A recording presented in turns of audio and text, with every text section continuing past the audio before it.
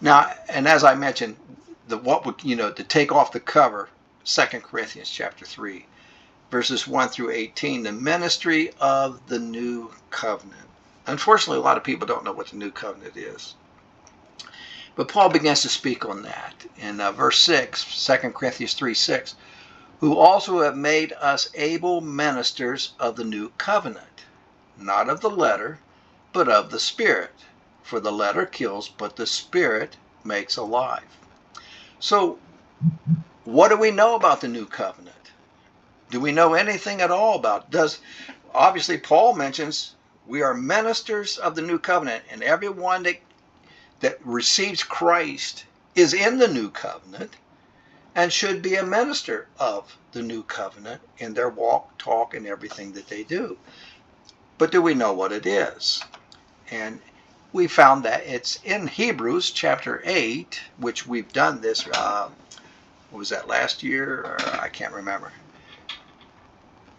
But in chapter 8 of Hebrews, the superiority of the Son of God's priesthood. Now, in chapter 8, verses 7 and 9, the need for a new covenant. There was a need for a new covenant. And you see, I put a big crack in the sacrifice system here. I put a big crack in the line there. If you see that, I see it fine right now. But and in 7:9 it says, Israel did not continue in the first covenant. What was the problem? What was the fault? Which we're going to see what it was. The fault is the people and the Levitical law. That was the problem. Therefore, God brought in a new covenant. If there was no need of a new covenant, would God have brought a new one? No, he wouldn't have done it. But the fact that he brought a new covenant means the old covenant wasn't fulfilling what its desire was to do. So when we look at this, we see in chapter 9 of Hebrews, 1 to 10 deals with the earthly holy place, which is the Levitical system. Everything is connected to the Levitical, and if we miss that, we're missing the whole shebang of everything here. And here's what he said in verse 9, Hebrews 9:9, which was a figure for the time then present, in which were offered both gifts and sacrifices. See, this is the Levitical law, that could not make him that did the service perfect, as pertaining to the conscience. See, the people's conscience couldn't be cleared from themselves. They was unable to do it. And the Levitical law couldn't do anything for your conscience. You see the problem there. This is what brought forth the need of a new covenant. Then in the same chapter, verses 11 through 26, redemption through the blood of Christ. And this is what what he says in verse 14. How much more shall the blood of Christ, who through the eternal Spirit offered himself without spot to God, purge your conscience from dead works to serve the living and true God. Now think about what he just presented here. And the old covenant, how was it? Their conscience was in the way of being able to serve God in the right and proper way of doing it. It wasn't able to do it. This was a huge problem, because the Levitical law didn't take care of that issue. We still had a conscience of our sin, and there was still a sin issue, which caused the Levitical law to keep the priests busy all the time. And then in the next 10 through 13, the laws written in their hearts. I think this is what's missing and being taught today. We're not getting this message across, and what this is, but the new covenant refers to. The gospel is bringing the new covenant in. And the new covenant, God puts his laws in our hearts and our minds and hearts. Is where the covenant is there. And we know that right from the start. When we're born again, it happens. It happens immediately. and all will know the Lord. And that's true. Every born-again believer knows the Lord. They all do. And First John chapter 2 specifies that. Whether you're little children, young men, or fathers, all three know the Lord. All three of them. So it's not a matter of, well, I got to get real spiritual before I can. No, you know the Lord immediately. The moment you receive the Lord, the moment you receive the gospel message and are born again by the Spirit, you begin to know the Lord right then and there. You start knowing him, and you get to know him more and more and more throughout your walk. It happens, so all know him. And then in the verses 12 through 13, he's talking about sins and evil doings. God will remember them no more. Now stop and think about this. Once I received Christ, everything I did before that is taken care of. There's no reason for me to be dwelling on what I did before. It's done. It's gone. God remembers that no more. So if God doesn't remember, why should I remember it? Why should I think about it?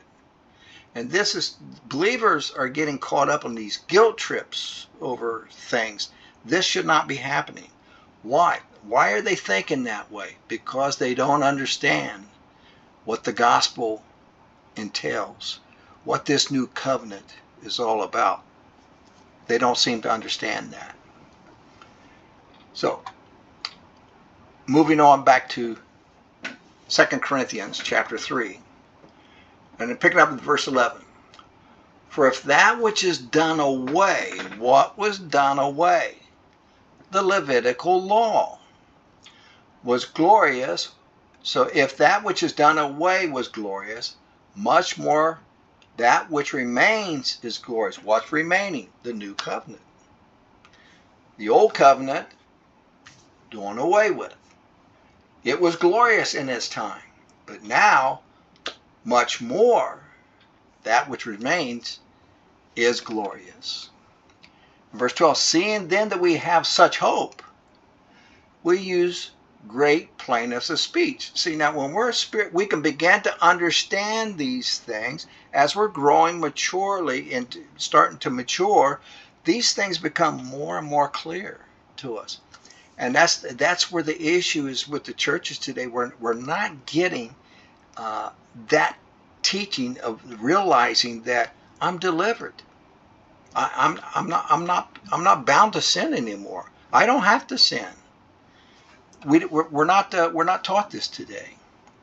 Verse 13 it says, and not as Moses, which put a veil over his face, that the children of Israel could not steadfastly look at the end of that which is abolished, which that word means to inactivate, operative. So it's the Levitical law. That system is what has changed. We're going to get into that a little bit deeper here in a minute.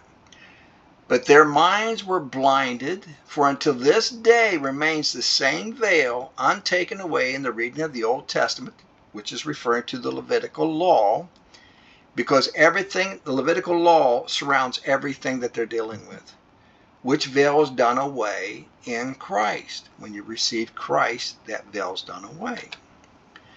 But even to this day, back then, and now 2,000 years later, it's the same thing. Even to this day, when Moses read, the veil is upon their heart. And that's true, especially with the Jewish people today.